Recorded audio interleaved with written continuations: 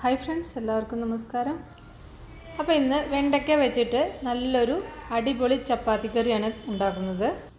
കുറച്ചൊരു നാടൻ രുചിയിലുള്ള ഒരു വെണ്ടയ്ക്ക മസാലയാണത്.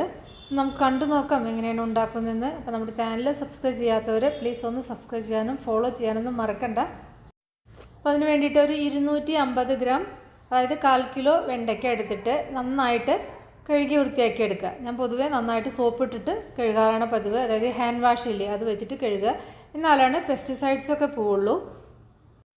അപ്പോൾ സോപ്പ് ഉപയോഗിച്ച് കഴുകുന്നതുകൊണ്ട് പ്രത്യേകിച്ച് പേടിക്കാനൊന്നുമില്ല. സോപ്പ് നന്നായിട്ട് കഴുകി കളഞ്ഞാൽ മതി. എന്നിട്ടൊരു കോട്ടൺ തുണിയോ എന്തെങ്കിലും എല്ലാം വിരിച്ചിട്ടിട്ട് അതിൽ നന്നായിട്ട് വെള്ളമൊക്കെ നന്നായിട്ട് ഉണക്കിയെടുക്കുക കേട്ടോ. അല്ലെങ്കിൽ അതിങ്ങനെ ഒരു വഴുവഴുപ്പായിട്ട് ഉണ്ടായിരിക്കും. എന്നിട്ട് ഇതുപോലെ ചെറിയ ചെറിയ കഷ്ണങ്ങളാക്കിയിട്ട് നുറുക്കിയെടുക്കുക.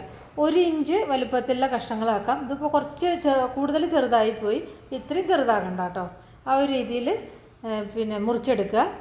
ഇനി ഈ മുറിച്ച് വെച്ച വെണ്ടയ്ക്കയിലേക്ക് ഒരു 1.25 ടേബിൾ സ്പൂൺ കടലമാവ് അല്ലെങ്കിൽ കടലപ്പൊടി, നമ്മൾ ബജ്ജിക്കൊക്കെ ഉപയോഗിക്കുന്നില്ലേ ആ കടലപ്പൊടി തന്നെ, ബേസൻ എന്നൊക്കെ പറയില്ലേ, അത് ചേർത്തിട്ട് നന്നായിട്ട് മിക്സ് ചെയ്യുക. ഇതിൻ്റെ മീതെ നന്നായിട്ട് കോട്ട് ചെയ്യത്തക്ക വിധത്തിൽ വേണം ഇത് നന്നായിട്ട് മിക്സ് ചെയ്തെടുക്കാൻ. കടലമാവ് കൂടി പോവരുത്. അങ്ങനെ കുറവ് തോന്നുന്നുണ്ടെങ്കിൽ നിങ്ങൾക്ക് ഒരു ടീസ്പൂണൊക്കെ കൂടുതൽ ചേർക്കാം. അതിൽ കൂടുതലൊന്നും ചേർക്കരുത് കേട്ടോ. കൂടിപ്പോയാലും ഇതിന് ആ ടേസ്റ്റ് കിട്ടില്ല. ഒരു 1.25 ടേബിൾ സ്പൂണൊക്കെ മതിയാവും. ഇനി മാക്സിമം ഒരു 1.5 ടേബിൾ സ്പൂൺ വരെയൊക്കെ എടുക്കാം. അതിൽ കൂടുതൽ ചേർക്കരുത്. അപ്പോൾ ഇതാ നന്നായിട്ട് കോട്ട് ചെയ്തിട്ടുണ്ട്. ഇനി ഇത് കുറച്ച് എണ്ണയിലൊന്ന് ചെറുതായിട്ടൊന്ന് ഫ്രൈ ചെയ്തെടുക്കണം. അതിന് വേണ്ടിയിട്ട് ഇതാ കടായി അടുപ്പത്ത് വെച്ചിരിക്കുന്നു. ഇതിലേക്ക് നല്ലെണ്ണ അല്ലെങ്കിൽ വെളിച്ചെണ്ണ ഒക്കെ ഉപയോഗിക്കാവുന്നതാണ്. നിങ്ങൾക്ക് ഏത് എണ്ണയാണ് ഉപയോഗിക്കേണ്ടതെങ്കിൽ അത് യൂസ് ചെയ്യാം. റിഫൈൻഡ് ഓയിലും യൂസ് ചെയ്യാം കേട്ടോ. കടുകെണ്ണയും യൂസ് ചെയ്യാം.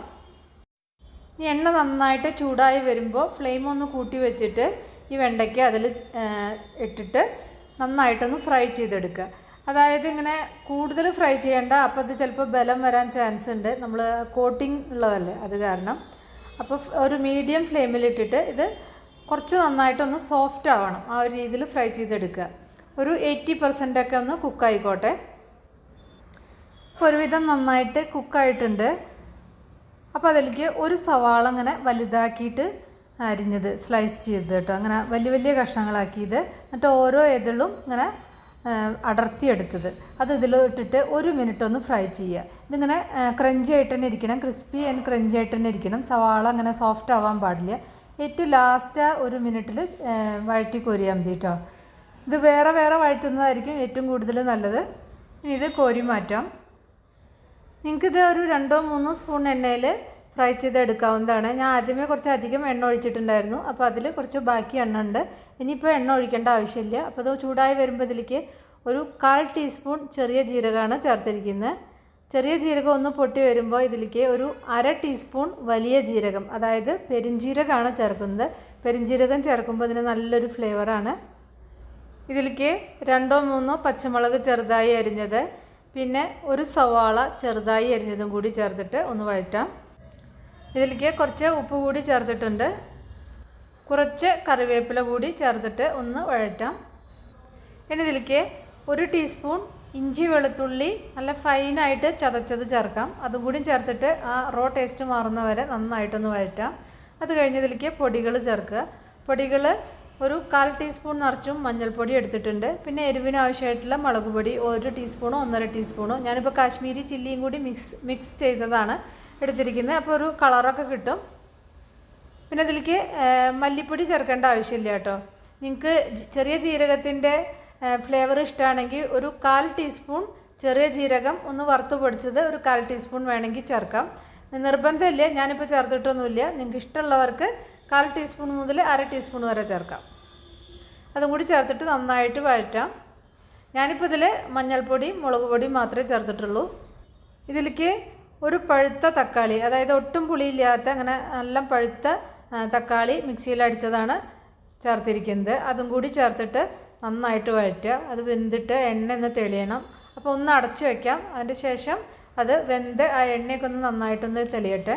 അപ്പോൾ എണ്ണ നന്നായിട്ട് തെളിഞ്ഞ് വരുമ്പോൾ ഇതിലേക്ക് ഒരു 1/4 കപ്പ് ഒട്ടും പുളിയില്ലാത്ത തൈര് അല്ലെങ്കിൽ മോരാണ് ചേർക്കേണ്ടത്. ഞാനിപ്പോൾ ഒരു 1/4 കപ്പ് മോരാണ് ചേർത്തിരിക്കുന്നത്. അല്ലെങ്കിൽ ഒരു 1/4 കപ്പ് തൈര് മിക്സിയിൽ നന്നായിട്ട് അടിച്ചിട്ട് കുറച്ച് വെള്ളം വേണമെങ്കിൽ ചേർക്കാം. എന്നിട്ട് നന്നായിട്ട് അടിച്ചിട്ട് ഇതിൽ ചേർത്താൽ മതി. എല്ലായിടത്തൊന്നും മോര് കിട്ടില്ല. ഒട്ടും പുളിയില്ലാത്തത് വേണം ചേർക്കാൻ. അതുപോലെ തന്നെ ഫ്ലെയിം ഓഫ് ചെയ്തിട്ട് ഇത് ചേർത്തിട്ട് പിന്നെ ഫ്ലെയിം ഓൺ ചെയ്യുക. പിന്നെ ഏറ്റവും ലോ ഫ്ലെയിമിൽ വെച്ചിട്ട് കുക്ക് ചെയ്താൽ മതി കേട്ടോ. അല്ലെങ്കിൽ ഇങ്ങനെ വല്ലാതെ പിരിഞ്ഞു പോവും. പിന്നെ പലരും അങ്ങനെ തൈര് കറികളിൽ യൂസ് ചെയ്യാമോ എന്ന് ചോദിക്കാറുണ്ട്.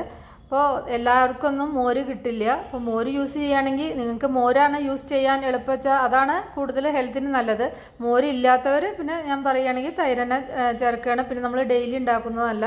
പിന്നെ എന്താ പറയുക, നമ്മൾ കേരളത്തിൽ നിന്ന് പുറത്ത് കടന്നു കഴിഞ്ഞാൽ ഇപ്പോൾ ഈവൻ ബംഗാളീസൊക്കെ ഫിഷ് കറിയിലും ചിക്കൻ കറിയിലൊക്കെയും മോര് ചേർത്തിട്ടാണ് അവരുണ്ടാക്കുക.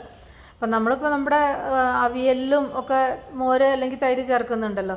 ഇപ്പോഴൊക്കെ അധികം ആൾക്കാരും മോര് കിട്ടാത്ത കാരണം അവിയൽ ഉണ്ടാക്കുമ്പോഴും തൈരൊക്കെ തന്നെയാണ് ചേർക്കുന്നത്. പൊതുവെ പറയുക തൈര് ചേർത്ത് കഴിഞ്ഞാൽ അധികം ചൂടാക്കാൻ പാടില്ല എന്നൊക്കെയാണ്. അപ്പോൾ നോർത്ത് ഇന്ത്യൻ ഡിഷസിലും അല്ലെങ്കിൽ ബംഗാളി ഡിഷസിലൊക്കെ അവർ ധാരാളമായിട്ടും തൈര് യൂസ് ചെയ്യുന്നുണ്ട്. അപ്പോൾ അവർക്കൊന്നും അങ്ങനെ ഒരു പ്രോബ്ലം വന്നതായിട്ട് ഞാൻ കേട്ടിട്ടില്ല. അവർ ധാരാളം ഉപയോഗിക്കുന്നുമുണ്ട്. അപ്പം നമ്മളിപ്പോൾ ഡെയിലി ഉണ്ടാക്കുന്നതൊന്നല്ല. അത് ഏറ്റവും ലോ ഫ്ലെയിമിൽ വെച്ചിട്ട് വേണം ചെയ്യാം കേട്ടോ.